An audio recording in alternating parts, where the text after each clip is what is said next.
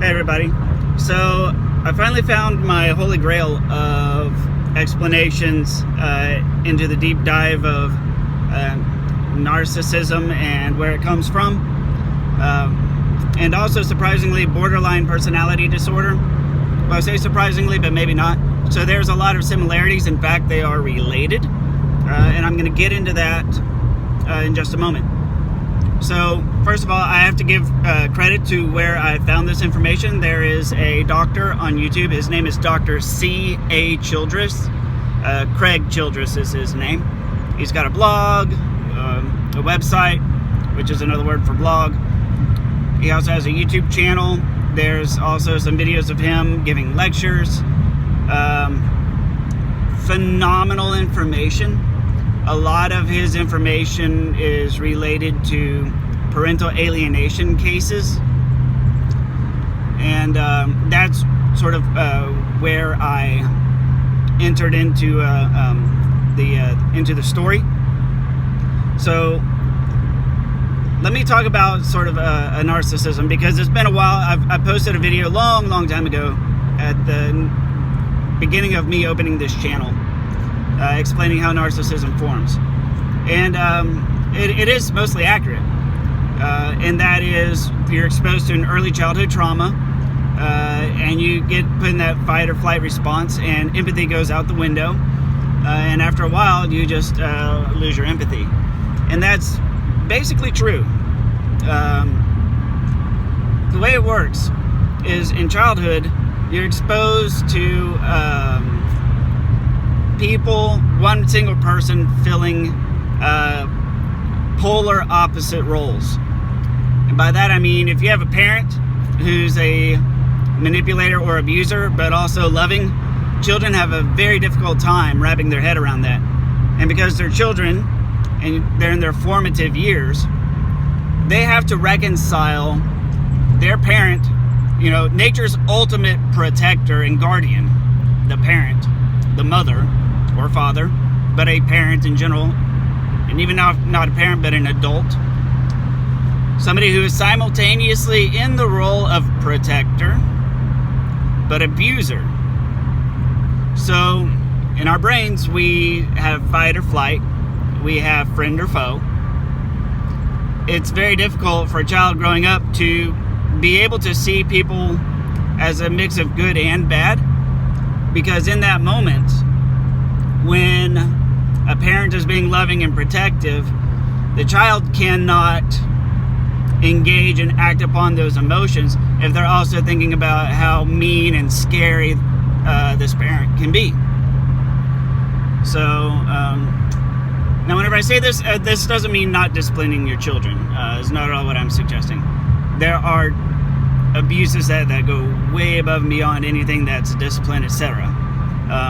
I shouldn't necessarily have to clarify that, but I feel that I should, because that whole expression, because I know my viewers and myself, whenever I say something like that, people will think, ooh, well, maybe I'm doing something wrong, right? Don't worry about it. Don't sweat it too much. But yeah, when children are processing somebody as a threat, as an enemy, as somebody who's scary, they can't exactly snuggle up to that person in that moment. When they're snuggled up to somebody and being affectionate and loving and all that, they can't think about all the scariness, right? So in the role of protector and guardian and abuser / harm causer, children kind of sort of don't reconcile that. Now, the normal healthy brain processes people as a combination of good and bad, right?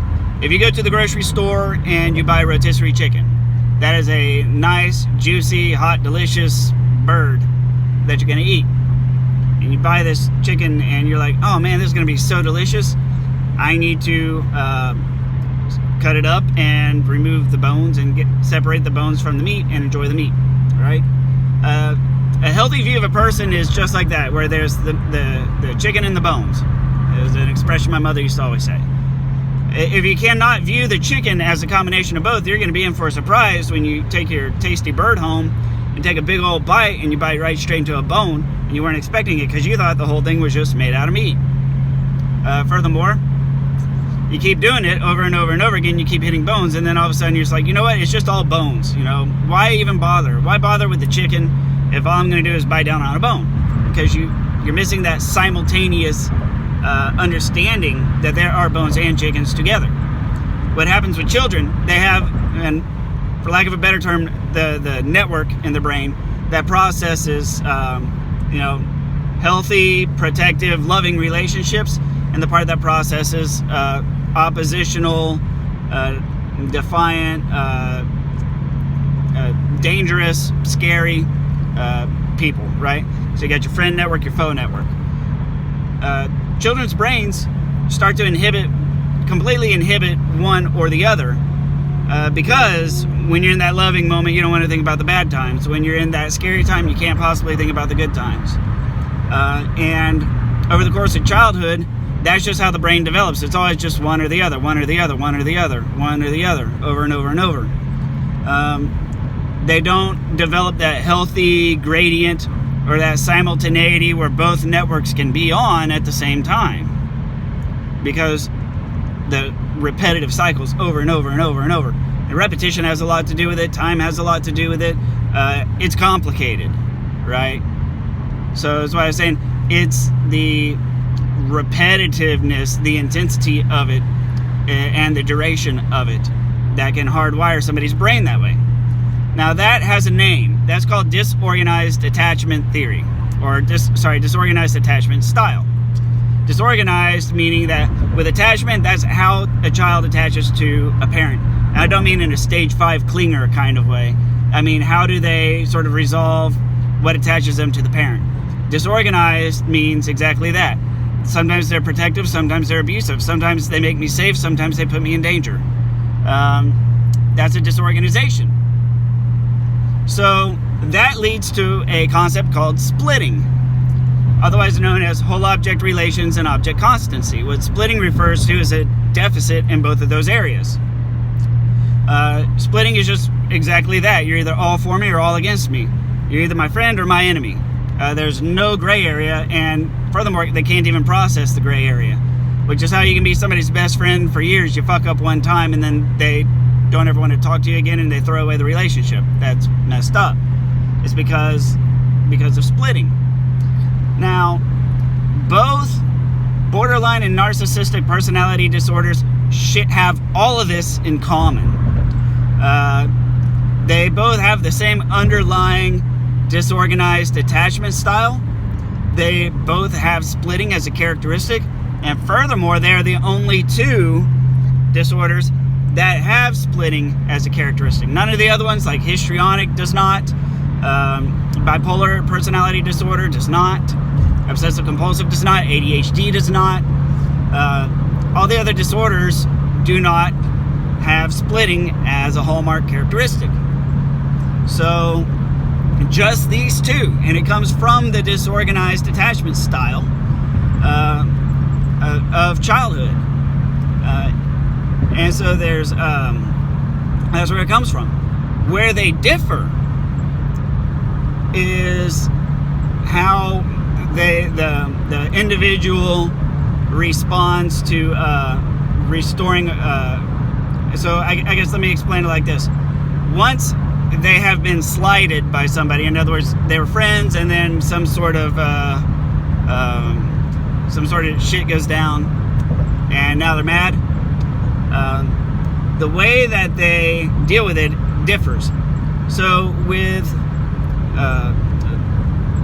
what they don't have is neither one of them has a very sound model for restoring personal relationships after the event, after the anger, after the rage. Neither one has a clear path to restoring the relationship. As a matter of fact, the borderline really does not have a path at all for restoring relationships. The narcissists sort of do have a path for recovery, and I'll talk about that in a second. So if this makes sense so far, they're both splitting. They're both for you or against you. they're both prone to rage. They're both prone to being very, very sensitive to slights or insults. Neither one of them has a path to restoring a relationship, if at all. A narcissist has a slightly better path, in the sense that they make you ask for forgiveness and they put you down, and they'll end up taking you back, right? They both come from a viewpoint of whenever they see themselves in a relationship, they see themselves as being inferior in the relationship. They feel that they are ultimately unwanted or unworthy of this person's love. They feel like they don't deserve their partners. And that may be at a conscious or unconscious level. But as a whole, that's generally how they see themselves. They see themselves as a giant piece of shit. And if their partners knew this, then their partners, they run the risk of being abandoned, right? So there's this underlying sort of expectation of being abandoned eventually. So both of them always have this constant expectation that these people are going to one day walk out on me. And I need to be ready, okay? The difference between the two, a borderline will keep somebody in their life as an emotional regulatory agent. So a borderline is going to be more likely to have somebody who's like, oh, he's my rock, or she's my solid foundation, she's my girl, I don't know what I'd do without her, I don't know what I'd do without him, he keeps me straight, he puts me in my place, she puts me in my place, that kind of thing. They depend on another person for emotional regulation. When that person fails at their job, it is taken at a very personal injury by the borderline. That usually results in a rage, followed by a fierce, very, very deep fear of being abandoned. Right? Like, here we go again. I know exactly where this is going. That type of thing. The narcissist handles it a little different. The narcissist handles it by, instead of having an emotional regulatory person and having a second person to rely on, they get their stability from their overinflated ego. So they've basically tried to max out their stats in the most important ways that they feel possible. So if they're forever awesome and nothing's wrong with them, then if I'm right, everybody else is wrong. And as such, their method of coping is they keep everybody at an arm's length emotionally. So they'll never invest emotionally in people. They can fake it because that's what's required to have people in your life. But, in the long term, the narcissist just basically only keeps people around that he can tell himself that are inferior to him or to her, right?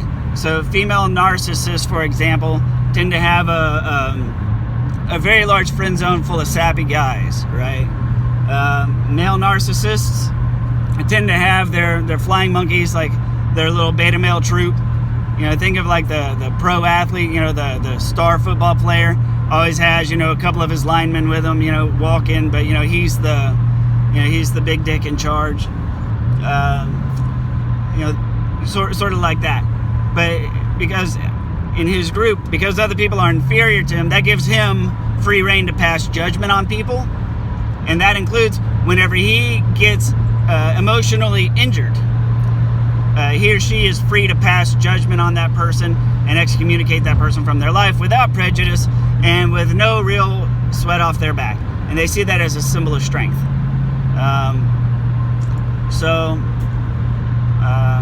I'm just about out of time on this. So I know that was a lot of information to throw out there all at once. I do hope that I got all my facts correct. If one day Dr. C.A. Childress happens across my channel and finds this, I hope he'll set me straight on anything that I got wrong. So, in a non-too vicious manner, hintity, hint, hint. No, I think that'd be awesome if he actually came by my channel, but I don't think so. I think he's busy doing his own endeavors. So anyways, thank you very much for watching. Please like, comment, or share. I want to know what you guys think. Let me know. Sound off in the comments. I'll see you on the next video.